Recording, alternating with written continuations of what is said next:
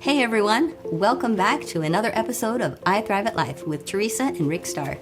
Today we're diving into a topic that's crucial for all couples: how to strengthen your marriage using the ACT model, also known as acceptance and commitment therapy.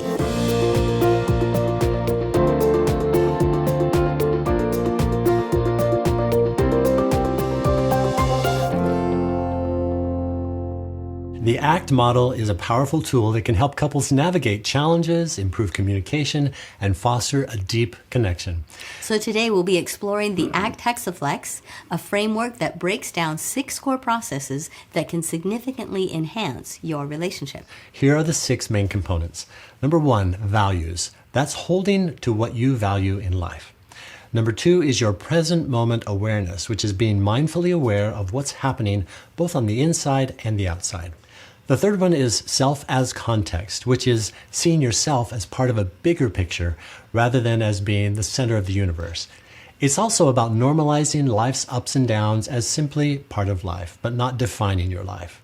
The fourth one is acceptance. This is acknowledging where you are in life right now, whatever the case may be. And fifth, cognitive diffusion. That's just a fancy way of saying unhooking yourself from distorted thoughts that might be holding you stuck. And sixth is committed action. This is choosing actions that align with your values and move you forward. Each of these processes plays a vital role in helping couples build a stronger and more resilient relationship. And it's important to realize that when individuals and couples understand and apply this process, they can better manage conflicts, deepen their emotional connections with others, and work towards a shared vision of their relationship. So that's what we're talking about today, how couples can use these principles to strengthen their relationship. And it can even be used not just in a marriage, but in a parent-child relationship, in the workplace, or even in your local community. To help you understand how this works, we'll be sharing some scenarios that might feel familiar and show how the ACT Hexaflex can be applied. Let's start with values. Values are about identifying what truly matters to you as a couple and using those values to guide your actions. Let's consider this scenario. You both value quality time, but lately you've been so busy that you've hardly spent any time together. In this case, it's important to reconnect with your values. You might decide to set aside one night a week for a date night, no matter how busy life is. This ensures that you're living in alignment with what's truly important to both of you. So here's an activity that can help you either individually or together. Each of you could write down your top 3 values in your marriage and then share them with each other and discuss how you can align your daily actions with your values so that you can strengthen your bond. Next in the Hexaflex is present moment awareness, or mindful awareness, which is crucial in a marriage. Imagine this scenario. You're discussing weekend plans with your partner, but your mind is racing through thoughts about work.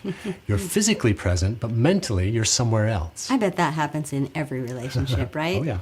That could be so frustrating to your partner when they think you're listening and yet they can see in your eyes that you're off in another land, right? Mm-hmm. Mindful listening can make a huge difference in moments like these. Instead of letting your mind wander, focus entirely on what your partner is saying. By being present, you not only show respect, but you also create a deeper, richer connection.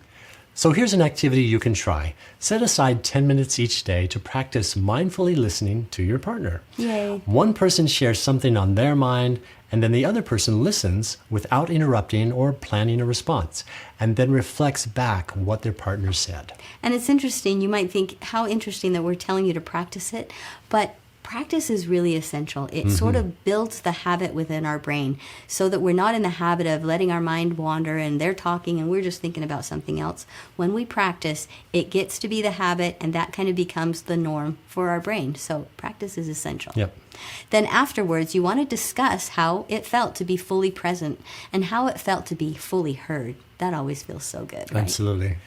And the third point on the Hexaflex is self as context, which is the idea that you are more than your thoughts and feelings. And your relationship is more than any single event. Consider this scenario. You and your partner have a disagreement about finances. Hey, it happens, right? Yes, it does.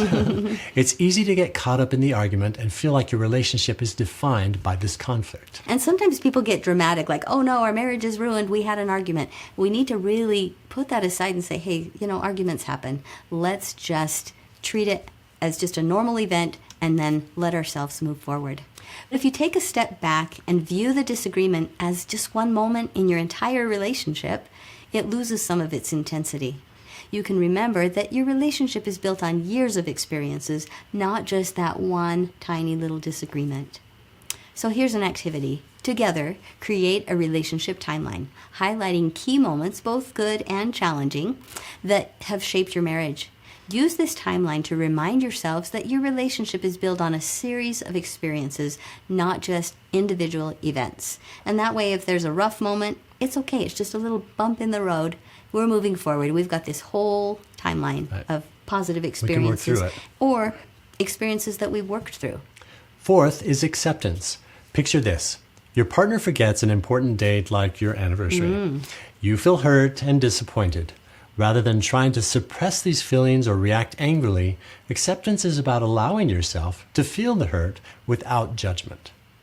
In this situation, practicing acceptance might involve recognizing that it's okay to feel disappointed or upset, and that these feelings don't mean that your partner doesn't care. It's just noticing how you feel. And then instead of lashing out or withdrawing, you just accept the emotion. Hey, it's just a normal feeling. If somebody forgets my anniversary, I am going to be disappointed, right? And then you can communicate it to your partner calmly. Maybe wait till the big emotions kind of subside. Or if you want to tell them in the moment, just try to do it in a way that doesn't start an argument. But it's totally okay to accept that, yeah, ouch, that hurt, right? And not to shame or blame your partner at all. It's okay to express your feelings without blame or shame. Yep. And really, it's also good to just forgive and say, yeah, I'm human too. I forget things too.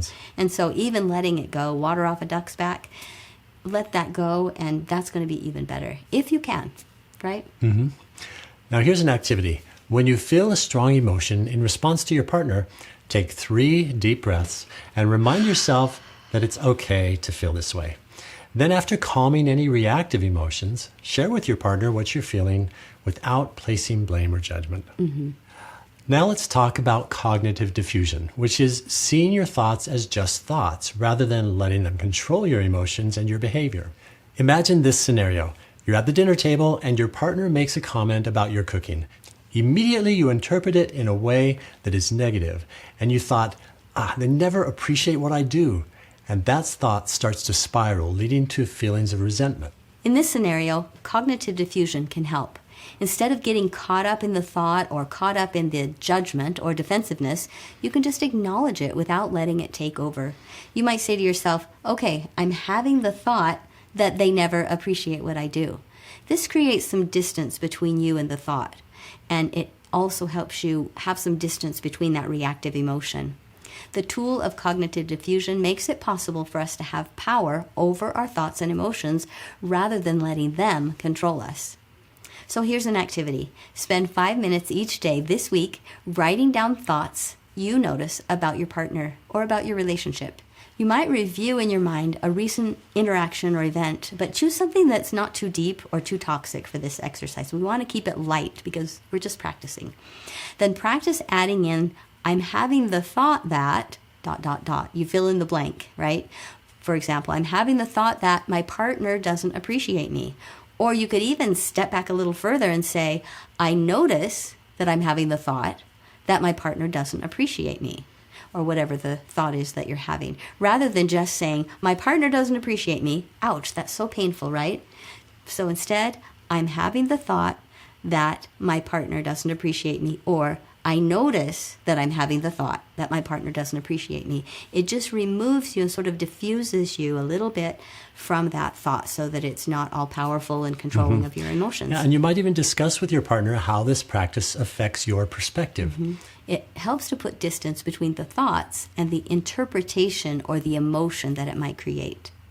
Now, it's important to practice this exercise when you're not in conflict, so that when conflict comes, you're able to apply this tool in real time and be able to step back and notice your thoughts objectively, recognize that, hey, they really are just thoughts, and then diffuse them from any problematic thoughts by refocusing or moving towards what you value most. And number 6 in the Hexaflex is committed action. This is about taking steps toward living according to your values, even when it's challenging. Imagine you've both decided that better communication is a priority, but after a long day, it's easier to just watch TV than to have a meaningful conversation. Committed action means making the effort to have that conversation anyway, because you know it's important for your relationship. Even when it's easier to just let things slide, commit to taking action that aligns with your values. So here's an activity. Set a weekly relationship goal based on your shared values. Write it down and commit to following through. At the end of the week, discuss how it went and what you learned. So there you have it, folks. The ACT Hexaflex offers a comprehensive framework that can help you build a stronger, more resilient marriage and stronger relationships in all areas of your life. By practicing values, present moment awareness, self as context, acceptance, cognitive diffusion, and committed action, you can create a deeper and more meaningful connection with your partner and even with others in your daily life.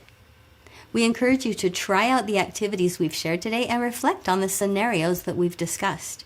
Remember, it's the small, consistent actions that make the biggest difference in the long run. So keep working together and you will see your relationship thrive. Thanks for joining us on this episode of I Thrive at Life. We hope you found these insights and scenarios and activities helpful. Please don't forget to subscribe, leave a review, and share this episode with other couples who could benefit from these tools. Until next time, keep on thriving, and remember, you've got this. Have a great day. Bye.